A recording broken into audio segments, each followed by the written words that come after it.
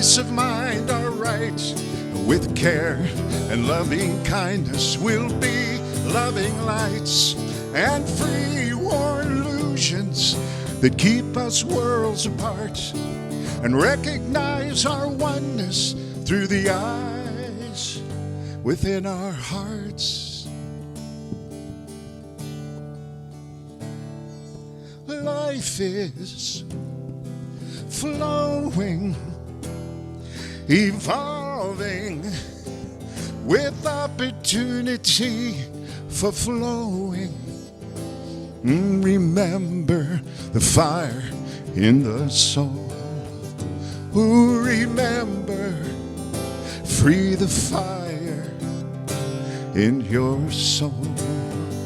Oh, yes, remember, free the fire in your soul.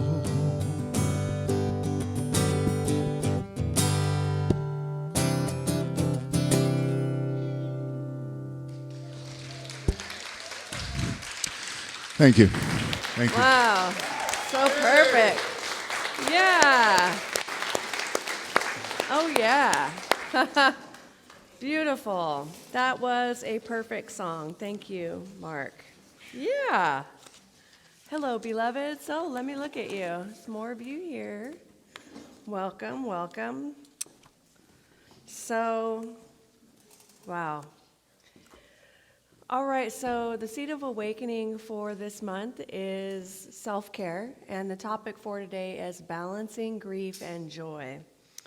And before I jump in, I want to let everyone know that Travis and I are grandparents, and Mama Jody's a great grandparent. Woo!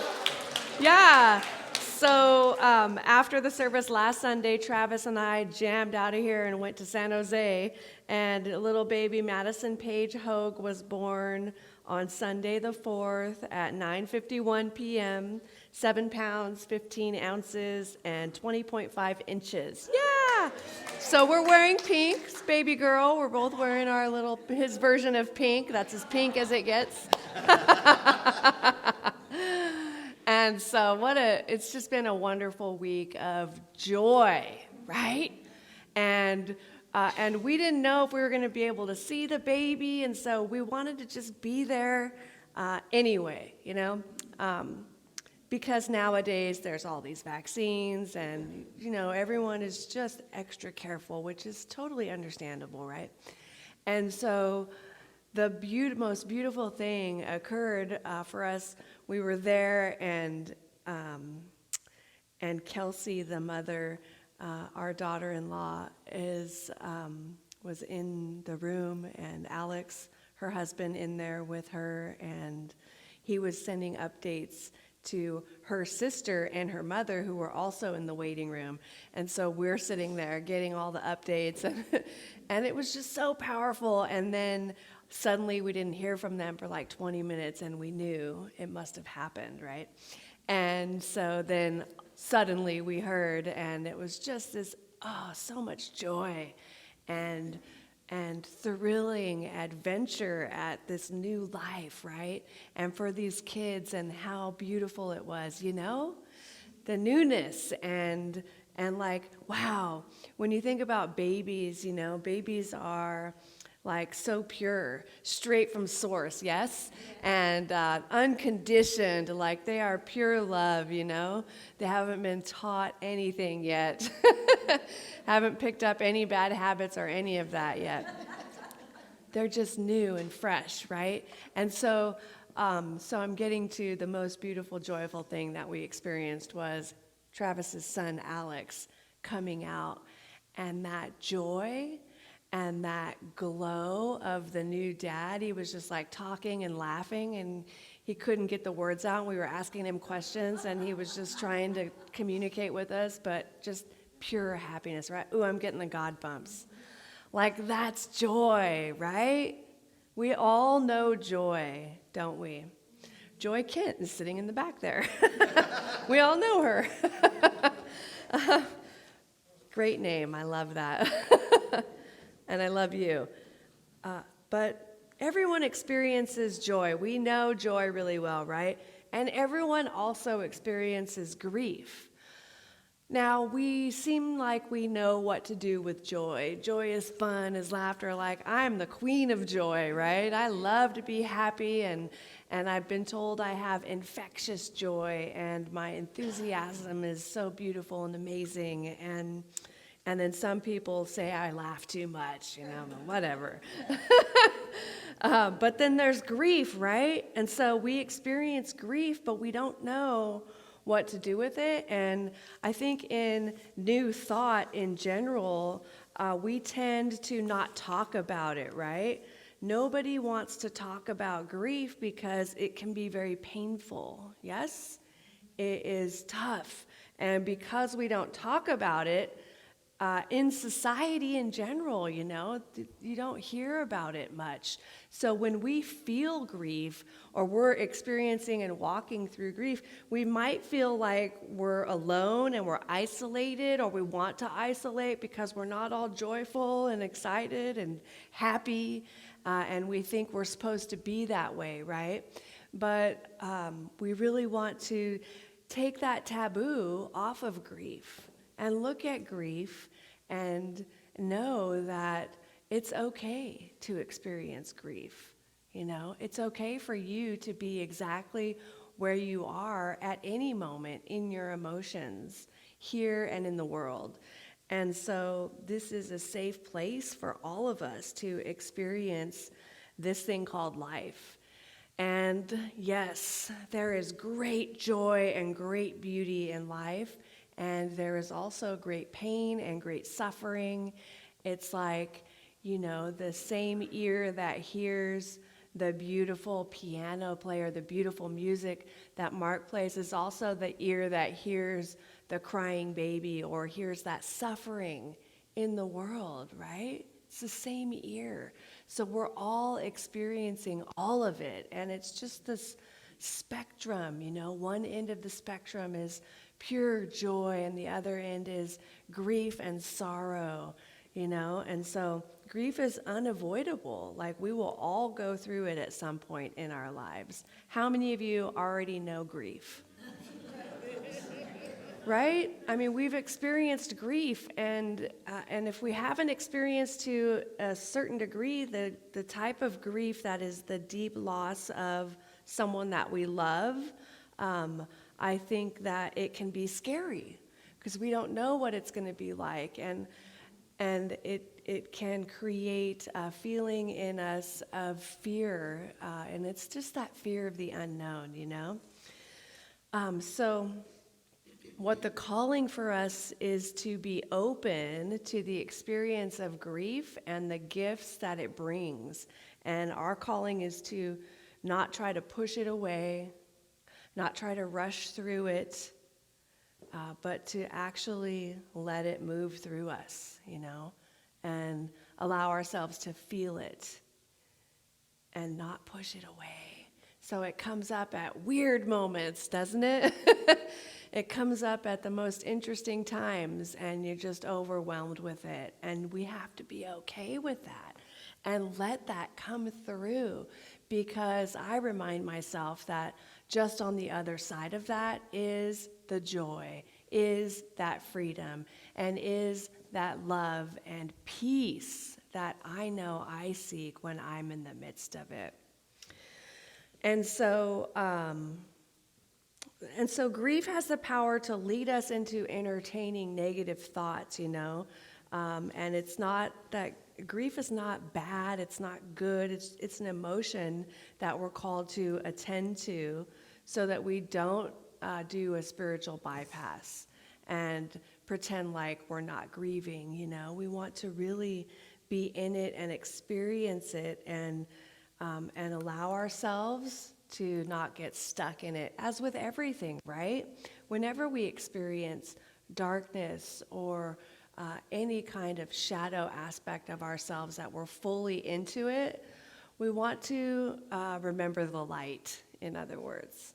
and have this shining star that is our reference point that will pull us out so we know we can come out, but at the same time feel it. Now, what's required in order for that experience to occur is for you to have a deep relationship with the God of your understanding.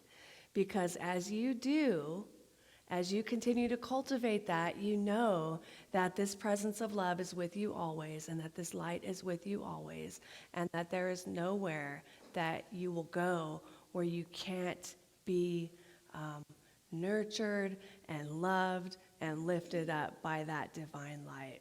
Sometimes we get lost, though, don't we? And that's okay, too. That's why we have practitioners and ministers and grief counselors and specialists. I mean, grief guru, right? It's Reverend Diane, I'm looking at her, which is such a beautiful gift, such a beautiful gift. So I wanted to share with you, I did a Grief Circles training with the Centers for Spiritual Living and became a certified Grief Circle facilitator. And we had to write some papers.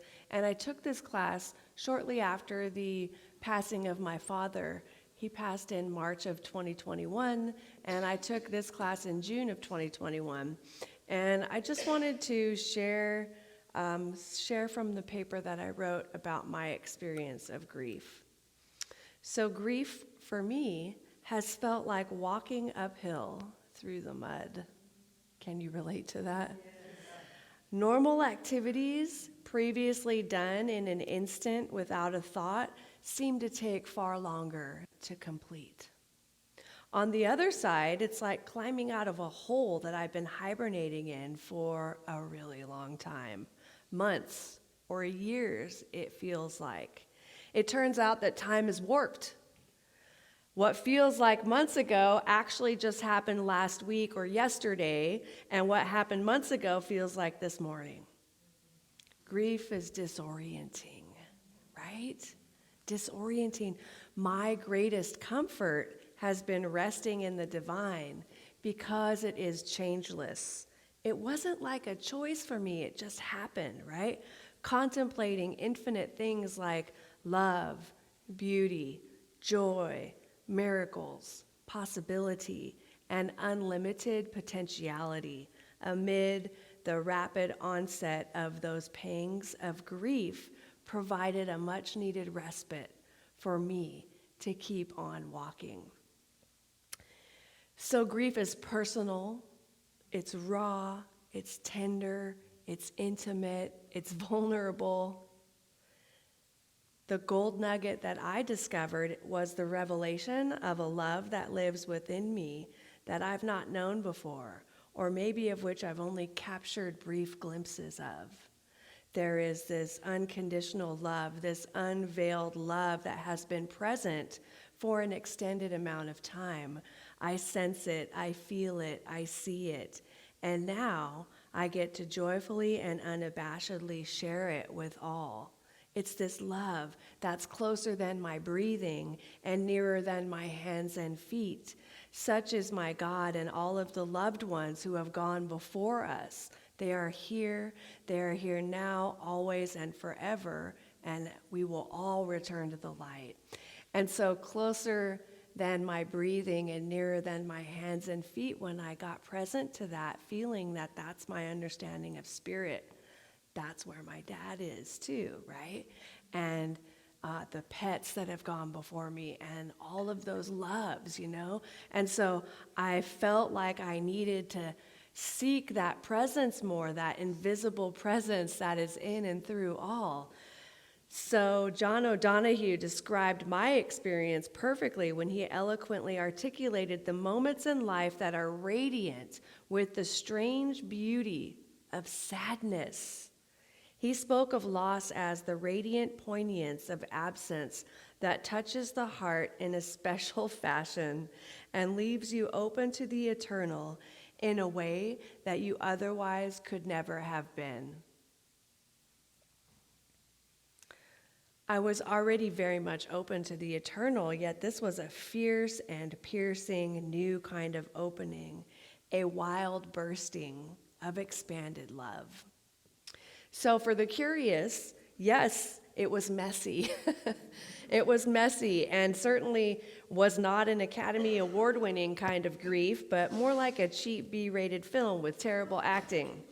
I had experienced, I made it sound so glorified, right?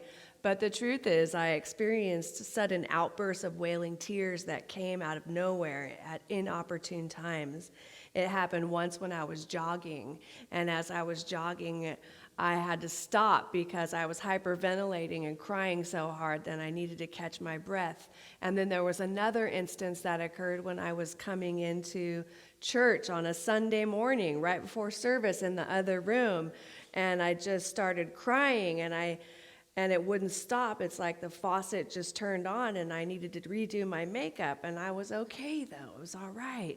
And then there was a time when I was falling asleep at night after the best day ever. It was such a good day. And then at night in my bed, it just hit me and the tears came. I was like, what? This was a great day. But I just let it flow. I feel a little teary right now because I'm remembering this, And I realize in retrospect, it didn't make me feel weak. It made me feel human. I felt like a wise old sage, as if I had matured by like 1,000 years and had been given the greatest gift of life, eternal love. I also felt like now I'm wearing the badge of surviving the death of a parent, a badge that nobody wants to think about, that nobody ever talks about, yet everyone will earn on this wild journey of life. Why don't we talk about grief, right? Why? What are we so scared of? It's going to happen. There's going to be an experience of it. So through this experience of my father transitioning, I didn't listen to any music through the process because what was happening for me is I was listening to what was happening internally, and Spirit had like a soundtrack for me, and it would play songs that were so my dad, right? And I wanted to listen to what Spirit was playing for me. I wanted to listen to the divine soundtrack. I wanted to listen to the words of love and the joy in between my moments of sorrow. I wanted to listen and connect to that space. Yes, can you relate? And I did. And I continued to hear songs playing in my mind at the right and perfect moment, and it would make me giggle, like, what? What is that? It's so perfect, though. And I felt that the beloved was my constant companion on this walk, communicating with me, reminding me of the beauty and joy in life with its loving presence and invisible embrace. Gifts like clouds in the shape of hearts, or a magnificent solitary sunflower as tall as me, beaming its radiant glory before me as if to smile right at me while I was out walking. A phone call, a text message, a card, flowers from friends that just kept showing up out of nowhere, right? The trees on the trails and in the breeze that I would feel. Spirit, God, it's my dad too, Wow. Oh. Spirit was like, listen to me, sing through the birds, and in the sweetness of love from this spiritual community. Notice me, right? Take a bubble bath and a nap. Have a piece of chocolate. Get a foot massage. Relax. Walk. Notice me. I am here, right? Spirit. Most importantly is allowing it all to be what it will be, releasing resistance, surrendering to my God, and being presently one with the one. I let it, the thing itself, rearrange me. I think that's what grief does too. it rearranges us, right? Yeah, it's like one day we're sitting on the wall like Humpty Dumpty, and then we come crashing down. And we got to be put back together, but we will not be the same, and we never are.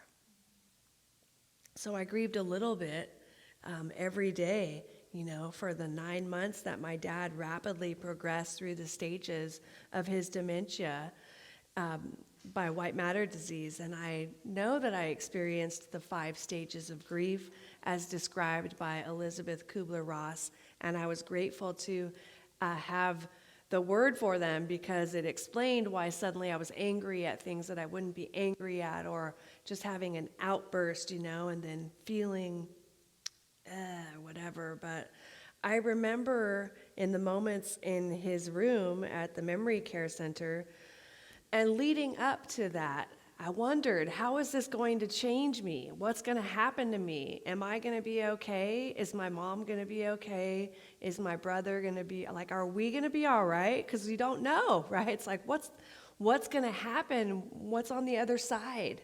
And it was scary, right? And then the actual moment of death, when he left his body, there was peace. And I felt so peaceful. And it wasn't like this wailing, tearful, sobbing experience that you see in movies or that you hear about. For some reason, it was like my dad had prepared me and wanted me to be strong, because that wasn't me, But I just felt peace, finally, for all of us. And there was that twinge of a little bit of guilt. Am I supposed to feel peace? Shouldn't I be crying and on the ground, banging my fists? It's different for everybody is the point of that, right? And it's okay. It's perfect. The way that you are grieving is the way that you grieve, whatever happens. So there was peace, relief, and closure to that strangely beautiful experience of walking him home. So on the other side, if there is an other side, I think it's all the same side, right? We walk through this process of renewal. We walk through this process of building a new normal, of accepting life as it is, and surrendering my need to fixate on who the next death is going to be. Can anyone relate to that? You get through it and you're like, oh my God, no, someone else is inevitably going to die, But we can't fixate on that because it's going to be a tragic life for us if we're just focused on that. The call for me was to live. Like, this was a wake-up call, and I just got the God bumps because it's like, live, Stop being afraid to be who you are. Stop being afraid to be who you came here to be. Some people aren't going to like you. So what, right? Who cares? What's the big deal? That felt pretty good. Yeah, it was like I'm unrecognizable now, because before that, I want everyone to like me. I want to be loved and be happy. I still want that, but it doesn't consume me. I'm okay if people don't like me. And that feels really good. Not as good as people liking me, but no, I'll stop. You know what I mean. It feels good to be that strong, and that is a gift from my dad. So many gifts, right? So, not surrendering my need to fixate on who the subsequent death will be and when it will come. And sometimes that's a moment-by-moment surrender because it comes up, And it's a reminder when it comes up to live and be who I want to be, In my relationships, in my spiritual community, as the spiritual leader of this community, at my day job, in my friendships, and my marriage, and so forth, and even how I show up at the grocery store, Yeah.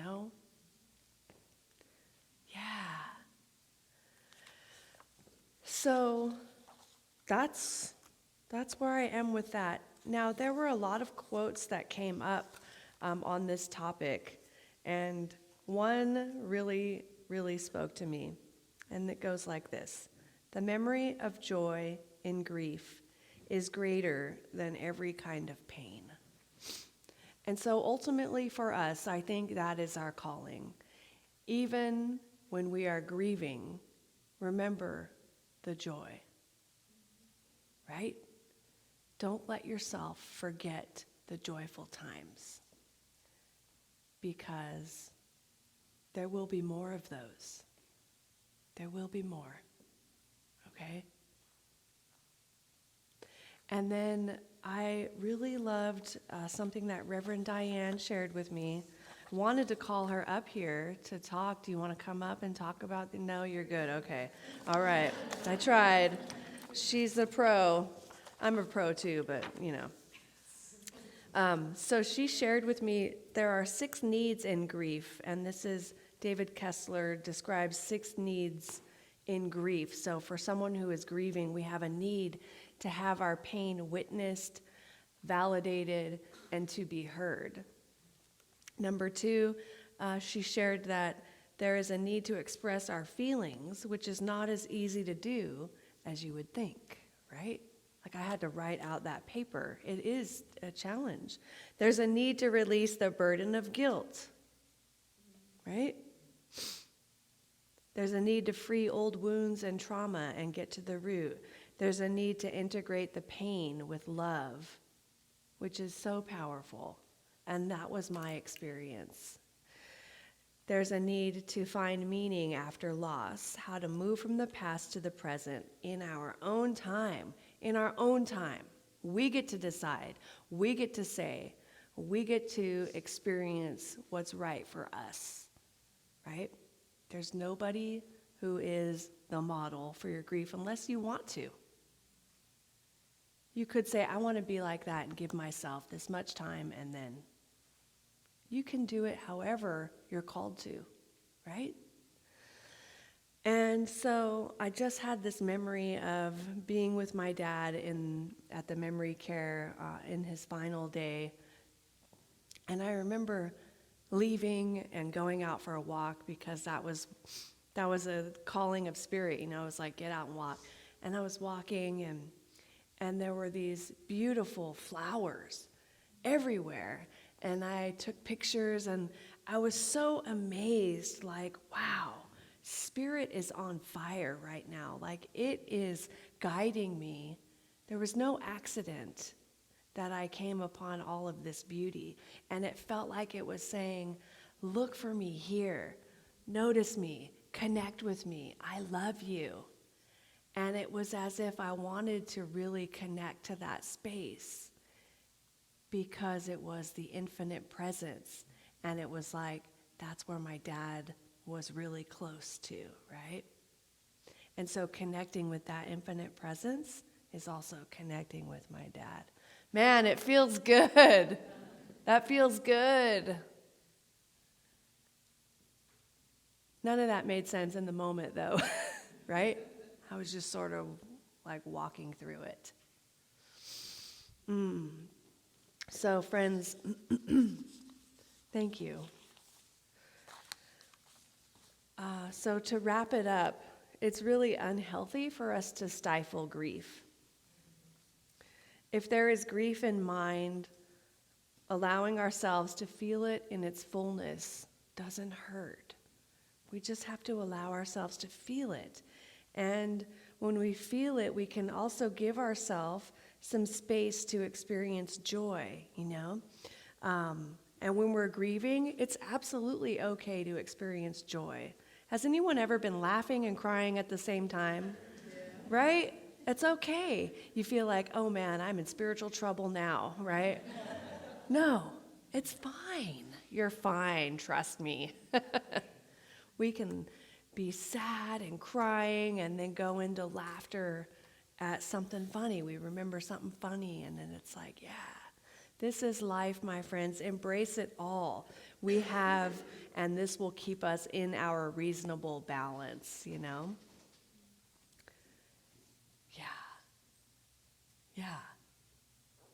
So there's some questions that you can ask yourself based on today's topic. Number one, is it natural to feel guilty for feeling joyful during a grieving time?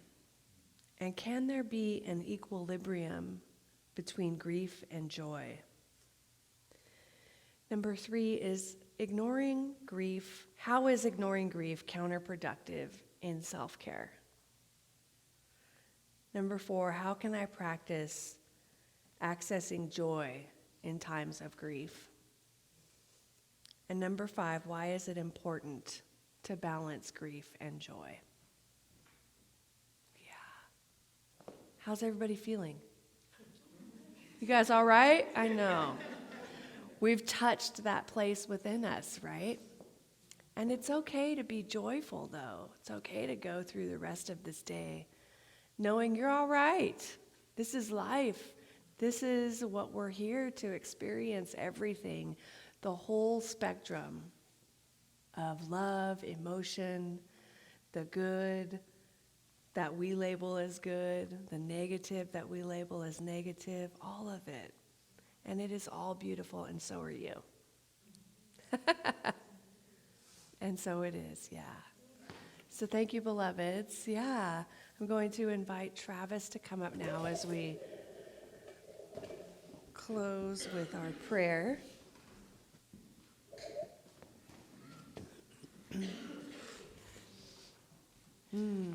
Yeah, so you can go ahead and do the religious science shuffle, shake it, shake your arms out, shake your legs out, scratch your nose if you need to, scratch your head, blink your eyes, and then I invite you to close your eyes if that feels natural for you, or you can, I need the mic.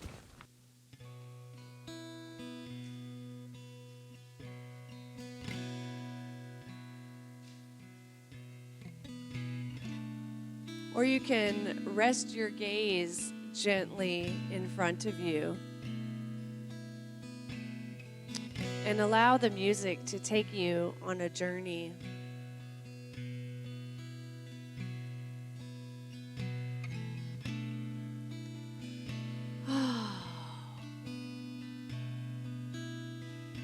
In this moment, I am so grateful to remember that Spirit is all that there is. It is all that there ever will be. And I'm grateful to know that it is everywhere present. It is in me, as me, and through me, just as it is in, as, and through everybody. It is here in this room. It is in, through, and as each individual here. It is in the lake. It is the lake. It is this building. It is the guitar that Travis is playing. It is Travis. It is the sound that is coming through. It is me. It is you. It is good. And so as we stop and remember that Spirit is all that there is, we can relax and remember that there's nothing to stress about. There's nothing to worry about. There's nothing to be anxious about. For we know that Spirit is all that there is, and it is here now. And it has birthed each one of us into existence to experience a life that we love. Spirit wants to know itself in a particular way through each one of us. And who are we to stifle that? Spirit will have nothing of that. It will continue to tap us from the inside and call us into action to be all that we came here to be. And so I know that as it does this, we remember we are spiritual beings having a human experience, and we will be faced with moments of grief and sadness and sorrow. And we will also experience moments of joy and ecstasy and bliss beyond our wildest imagination. What a gift it is to be human on the planet at this time. And so I'm grateful and thankful. I'm grateful for this one magical, magnificent, mysterious, beautiful life. This precious life that each one of us gets to live. We are together here right now on this beautiful Sunday, swimming together in this ocean of devotion. We're together. Wow. This right here is a miracle. Life is a miracle.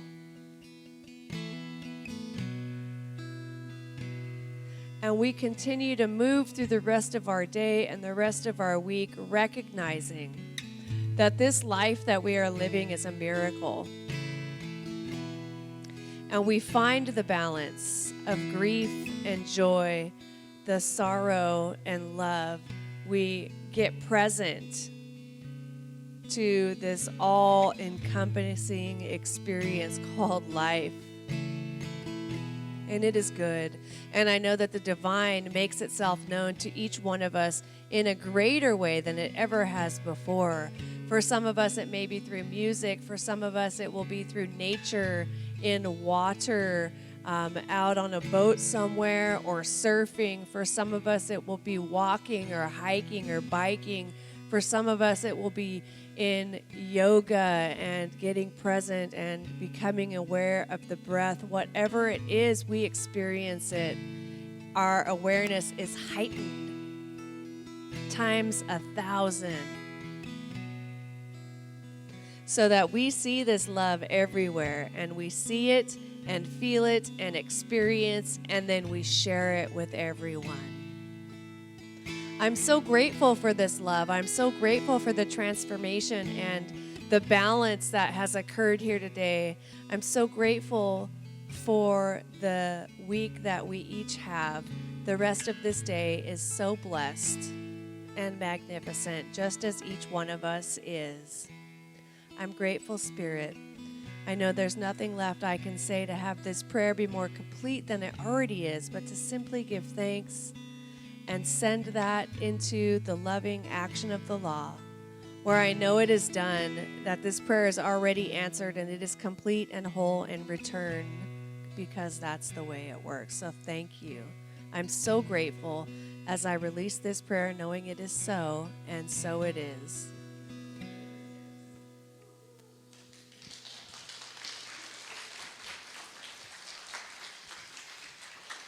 Thank you.